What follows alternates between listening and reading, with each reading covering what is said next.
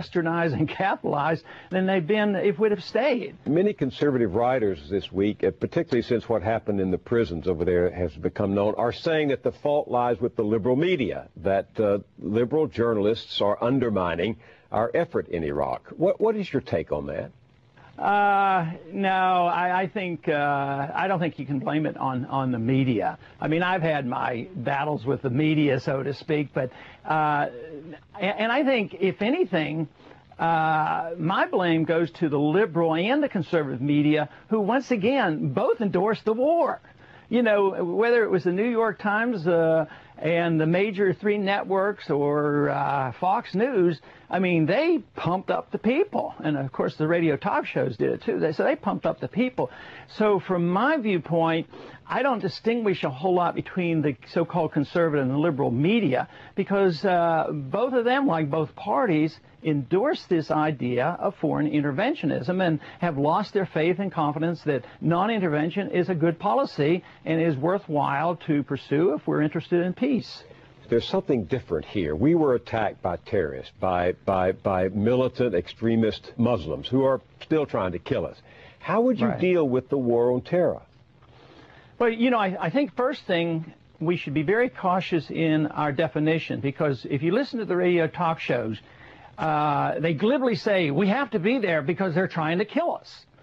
But they don't define anything. Sure, there's some people trying to kill us, but the Iraqis weren't trying to kill us. So we couldn't use that argument. Somebody else was trying to kill us. What we ought to try to do is understand, why were they trying to kill us? And they give us a pretty good hint as to why they were. But immediately after 9/11, it was pretty well confirmed that the Al-Qaeda and Osama bin Laden did the deed, and that they should be attacked. I voted for the authority for that, and even the funding to go specifically after those who perpetrated the crime. But in a way, our foreign policy got distracted because they had this other issue, and we have spent too much time and energy in Iraq, which literally has created more enemies. The Al-Qaeda gets to skip off into Pakistan. At the same time, we do the worst thing in the world. We take over a Muslim Arab country, and then with this prison scandal, we have, unfortunately, the policies we follow has fallen into to the benefit of Osama bin Laden, because the recruiting effort now is just tremendous. So I think the unintended consequences of this are just overwhelming, but also the ability of those who really wanted this war for other reasons aren't capable of stepping back, because they would have to say, you know, we really messed up, we made a mistake, and we ought to pursue another policy. I saw President Lyndon Johnson come to grief, lose his credibility over Vietnam.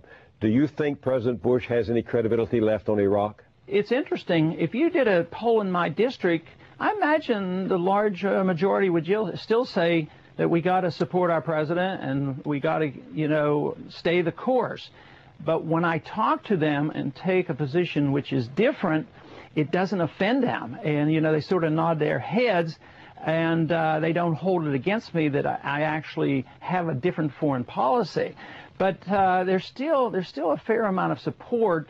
But I think, obviously, the polls are showing in this country there's a lot less. Matter of fact, back in September of 2002, 1 month before the election, I did a little speech on the floor, a 5-minute speech, talking about the politics. I sort of was being cynical, and I said, you know, nobody cares about the Constitution. Nobody cares about my views on non-intervention. But let me talk about the politics of it. And I went through, you know, and I mentioned Lyndon Johnson and others. And, you know, I said, it's not even good politics, even though on the short term, I admitted it could be. And it did. It helped the Republicans in 2002. I said, but long-term wars hurt. They have hurt. Republicans have come in after Democrats have been involved, whether it was World War I or the Vietnam or Korean War. So I said, war, you have to be careful. I said, in a practical sense, war is not popular politically because there's always a cost. People die, and there's an economic consequence, and it hurts the economy. And that didn't get any attention either, but I thought maybe I could get their attention on the politics of war. I watched the Democratic Party come apart on Vietnam, Congressman Paul, and in this Washington Post this week, the conservative, very conservative columnist Robert Novak writes, quote, "The Republican Party is displaying symptoms of a nervous breakdown. Do you agree with that? I think to some degrees there's a split even among the neocons. Those who promoted the war are splitting off from the president and giving him less support because we're not being aggressive enough.